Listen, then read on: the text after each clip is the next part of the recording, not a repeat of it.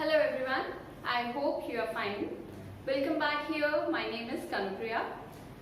If you are new to this channel, just subscribe to it. We would love to know that we are being supported. So in today's class, we are going to learn about business letter type 2, that is letter of inquiry. Letter of inquiry. Inquiry means पूछताछ. Inquiry means पूछताछ. ठीक है? So basically these letters can be in two categories. One is that it can be from business to business and another is from consumer to business. हो सकता है एक business person दूसरे business person से कुछ लेना चाह रहा हो. जैसे मैंने आपको पहले रिप्लेसिंग ऑर्डर में भी बताया था, बिजनेस पर्सन यहाँ पे कोई भी हो सकता है. यहाँ पे वो होलसेलर हो सकता है, यहाँ पे वो रिटेलर हो सकता है. और उसी तरीके से यहाँ पे जो दूसरा बिजनेस पर्सन होगा हो सकता है वो मैन्युफैक्चरर हो. I am writing to the manufacturer directly and it could be the wholesaler too, right? दूसरे कुछ केसेस में ऐसा भी होता है that one is a consumer not a businessman and he is inquiring the businessman here. तो businessman की form में हमारे पास तीन कैटेगरी आ गई, retailers, wholesalers and manufacturers, right? अब किस टाइप के लेटर्स इंक्वायरी लेटर में कंसीडर किए जाते हैं वो देख लेते हैं. हमारे पास इंक्वायरी लेटर गुड्स के भी हो सकते हैं. We can write inquiry letter for the goods. Goods किस तरीके से, मैं एक बिजनेसमैन हूँ, एज अ रिटेलर मैं आपके पास एज अ होलसेलर के थ्रू के रूप में आपसे कांटेक्ट कर रही हूँ. ठीक है. Then inquiry of service. अब सर्विस किसी भी चीज की हो सकती है, even the room facility, catering services also. ठीक है. बट मेजरली जो पास्ट रिकॉर्ड रहा है अब तक 10th क्लास का वो ये है कि टूर्स और ट्रैवल्स और कोर्सेज के अलावा सर्विसेज की अगर हम बात करें तो लेटर नहीं आया है. टूर्स और ट्रैवल का हम लिखते हैं टूर मैनेजर को या किसी एजेंसी को जो टूर्स कंडक्ट कराती हैं. ठीक है.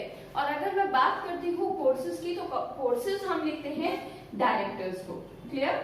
I hope I am very much clear with this thing. फिर आता है अदर कैटेगरीज. अगर मैं बात कर रही हूँ अदर कैटेगरीज की तो उस केस में हम यूजुअली, जैसे मैंने अभी आपको बताया, catering services, housekeeping service, housing services. Housing services कैसे, suppose you are new to some university और college out of your city और आपको कोई रूम चाहिए या एज अ पीजी आपको रहना है, तो हॉस्टल में सपोज आप रहना चाह रहे हो और वहाँ की डिटेल्स इंक्वायर कर रहे हैं कि क्या फैसिलिटीज हैं क्या नहीं है, क्या टाइमिंग्स हैं, क्या चार्जेस हैं पर हेड, रूम किस तरीके से, इंडिविजुअल्स हैं या शेयर्ड रूम्स हैं. तो ये सारी चीजें अदर कैटेगरीज में हम हाउसिंग सर्विसेज, ठीक है, लिख सकते हैं. I hope I am clear with this part.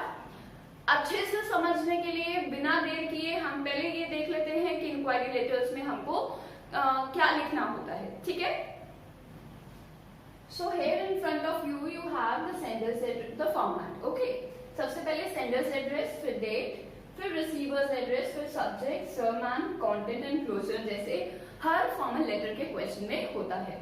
यहाँ पे हमारे पास एक चीज में डिफरेंस है, वो क्या है कि हम कंटेंट में यहाँ पे डिपेंड करता है कि हमारा किस तरीके से क्वेश्चन है. तो यहाँ पे हम पैराग्राफ 1, पैराग्राफ 2, कुछ केसेस में आप पैराग्राफ 3 भी लिख सकते हैं if you want, but this is always going to be the conclusory paragraph, the conclusion part, right. इसमें सबसे पहले आप यहां लिखते हैं क्या, पर्पस ऑफ राइटिंग लेटर, कि आपने लेटर क्यों लिखा है. ठीक है. और अगर मैं बात करूं पैराग्राफ 2 की, तो आप अपनी इंक्वायरी में जितने भी रिक्वायरमेंट्स हैं आप वो सब यहां लिखते हैं. I hope I am clear with this part. ठीक है. तो पैराग्राफ 1 में पर्पस ऑफ राइटिंग हो गया और ये भी बता दो द सोर्स कहां से आपको वो चीज पता चली कि आपको उन्हें कांटेक्ट करना चाहिए. ठीक है. रिक्वायरमेंट्स में आप पॉइंट्स में भी लिख सकते हैं, आप पैराग्राफ की फॉर्म में भी लिख सकते हैं अपनी रिक्वायरमेंट्स को. मैं प्रेफर करूंगी कि आप पॉइंट्स में लिखो. क्लियर. और मजे की बात क्या है, इंक्वायरी लेटर में सब चीजें कॉमन सेंस वाले पॉइंट्स हैं यहाँ पे जो हम खुद सोच सकते हैं और यहाँ पर हम बच जाते हैं किस पार्ट से, रटने वाले पार्ट से. ठीक है. और पैराग्राफ 3 की बात करें तो कंक्लूजन. कंक्लूजन मतलब आप रिप्लाई कब तक एक्सपेक्ट कर रहे हो, आप कुछ डिस्काउंट ऑफर करना रिसीव करना चाह रहे हैं या नहीं, या वो डिस्काउंट ऑफर कर रहे हैं या नहीं. तो ये सारी एक्स्ट्रा चीजें जो है रिस्पॉन्स वगैरह से रिलेटेड आप सब कंक्लूजन में लिखेंगे, ठीक है। तो बहुत जल्दी से बिना डिले किए हम एक क्वेश्चन देख लेते हैं। So let us see the question number 1 of type 2। सबसे पहली बात, इस क्वेश्चन को आधा अधूरा मत देखना, ना पढ़ना। क्यों? क्योंकि बहुत सारे ऐसे पॉइंट्स हैं जो क्वेश्चन के साथ साथ आपको और क्वेश्चंस के लिए भी ध्यान में रखना है। इसमें मैंने कवर किया है inquiry letter of tours and travels, ठीक है। टूर्स और ट्रैवल्स के जितने क्वेश्चन होंगे उसमें जो यहाँ मैं आपको पॉइंट्स बताऊंगी वो आपको हर क्वेश्चन में फॉलो करने हैं। हर टूर और ट्रैवल के क्वेश्चन में ध्यान देना है कि आप उन पॉइंट्स को कंसीडर करके ही उस क्वेश्चन में मॉडिफिकेशंस करें या फिर क्वेश्चन लिखें, ठीक है। देख लेते हैं एक बारी। So here you are, Rajat or Rajni, activity in charge of Ryan International School, Dwarka, New Delhi. Your school is planning to visit Kerala during summer vacations with 150 students and 7 teachers. Write a letter of inquiry to the tour manager, Balaji Tours and Travels, Connaught Place, Delhi, inquiring about the itinerary, charges, accommodation, food and other facilities, ठीक है। तो हमें ये चीज clear हो गई है कि मैंने आपको हमेशा क्वेश्चन में ये चीज कहा है कि सबसे पहले आप आइडेंटिफाई करो द बेसिक्स, जो एक फॉर्मेट है। अगर आपने फॉर्मेट की सारी चीजें सही लिख दी तो 1 मार्क आपको वहां फिक्स हो गया, ठीक है। तो उसको देख लेते हैं। सबसे पहले हम बात करते हैं सेंडर्स एड्रेस की। तो सेंडर कौन है यहाँ पे? एक्टिविटी इंचार्ज जो है, क्योंकि हम उनका नेम बाद में लिखेंगे, तो बेसिकली रियान इंटरनेशनल की तरफ से क्वेश्चन जा रहा है। क्वेश्चन को बहुत अच्छे से देख लीजिए, समझ लीजिए, क्योंकि उसके बाद आपके पास सिर्फ और सिर्फ सोल्यूशन फ्लैश होगा, क्वेश्चन फ्लैश नहीं होगा, ठीक है। Dwarka, new Delhi, your school is planning to visit, कहां जाना है आपको? केरला। तो नेक्स्ट इज आप रिसीवर को लिख रहे हो, तो रिसीवर है कौन, ठीक है। तो वो है tour manager, Balaji tours and travels, Connaught place, Delhi. ये चीज क्लियर हो गई। तीसरी चीज है आपका सब्जेक्ट, जो आपको क्वेश्चन से मिल जाना चाहिए। So your inquiry is for tour and travel to Kerala, ठीक है। तो हमेशा सब्जेक्ट टूर्स और ट्रैवल के केस में ये रहता है इंक्वायरी अबाउट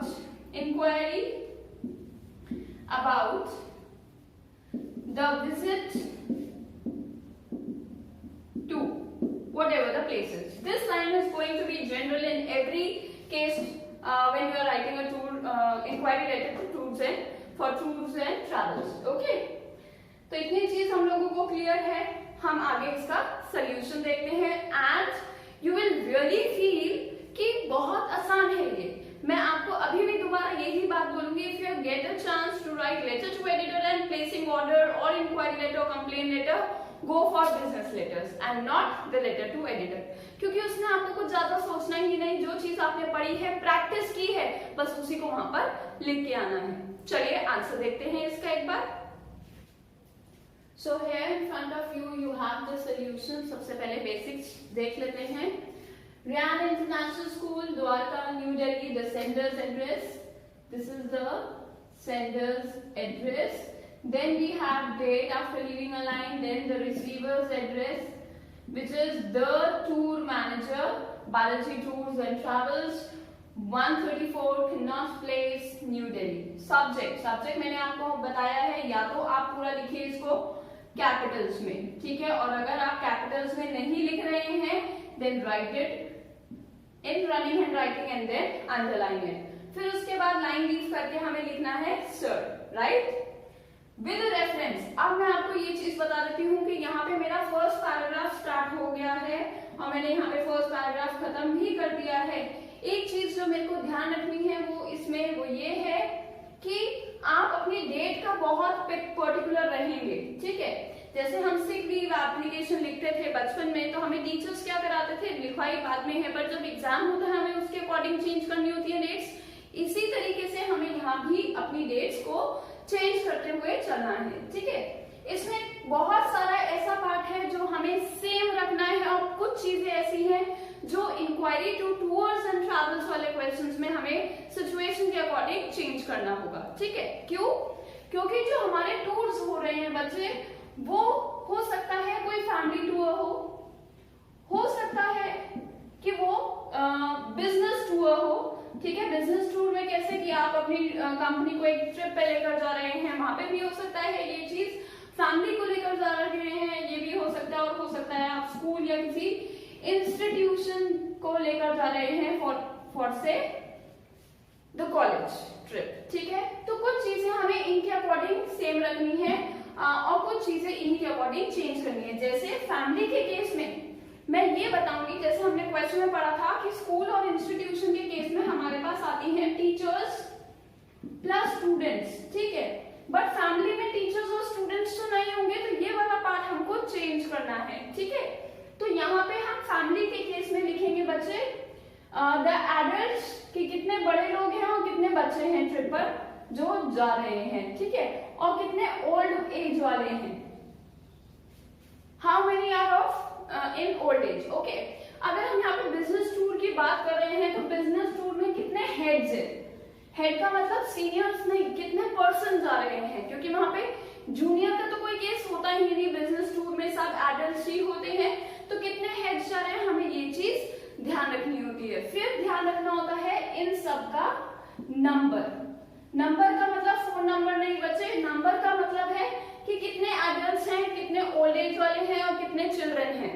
ये तो जा ही रहे हैं कितने हैं, हेड्स कितने हैं, ये हेड नहीं मतलब नंबर ऑफ पर्संस, ठीक है।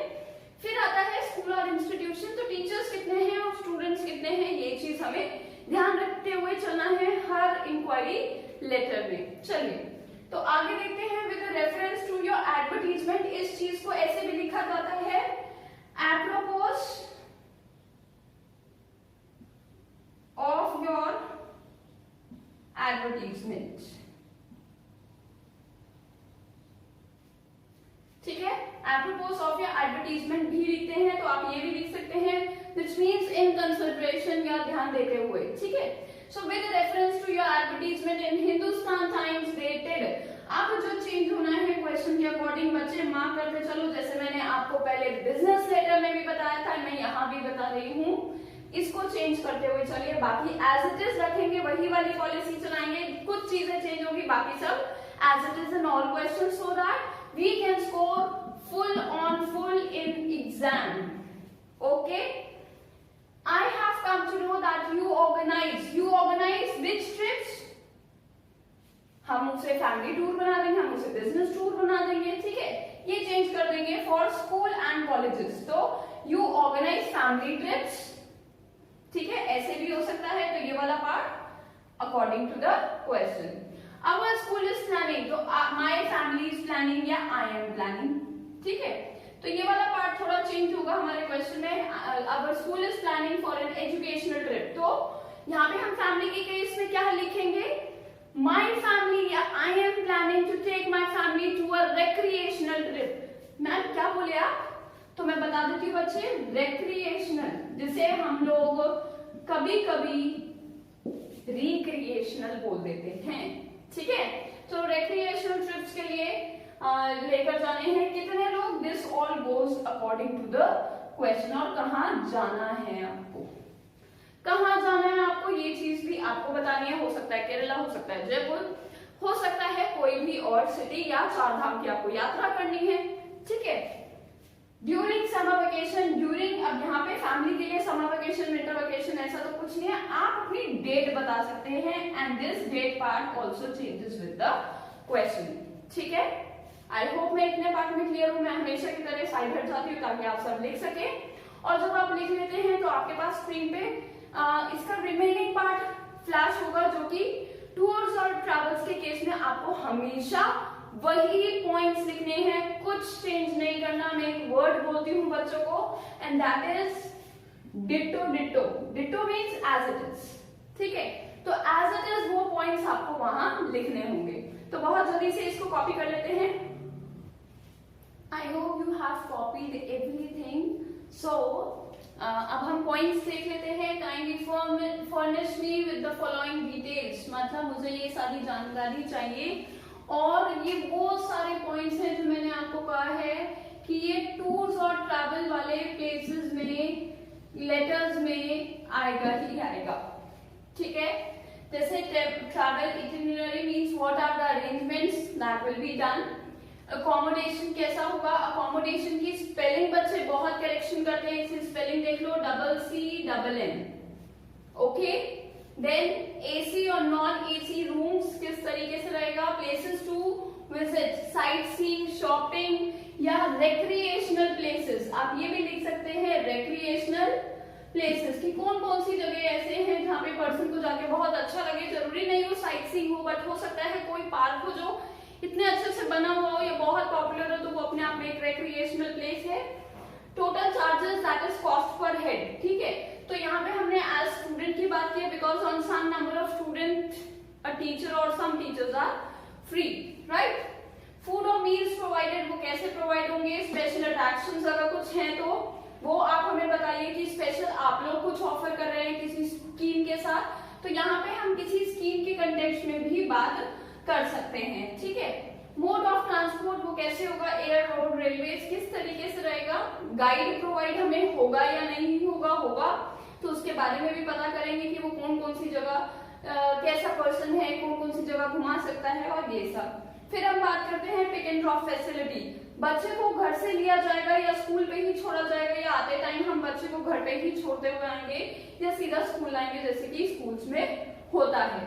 फिर है mode of payment. Mode of payment कैसे? आप पार्ट पेमेंट लेंगे, बाद में पूरी पेमेंट लेंगे या एडवांस सारी पेमेंट लेंगे। Discount if any. और एक चीज मैं आपको हमेशा बोलती हूँ, हम लोगों का ध्यान सबसे ज्यादा वहां जाता है जहाँ पे हमें स्पेशल कोई स्कीम मिलती है, ठीक है, तो हम यहाँ पे भी डिस्काउंट मांगेंगे, हम हर इंक्वायरी लेटर में डिस्काउंट मांगेंगे, ये चीज हमें ध्यान रखनी है।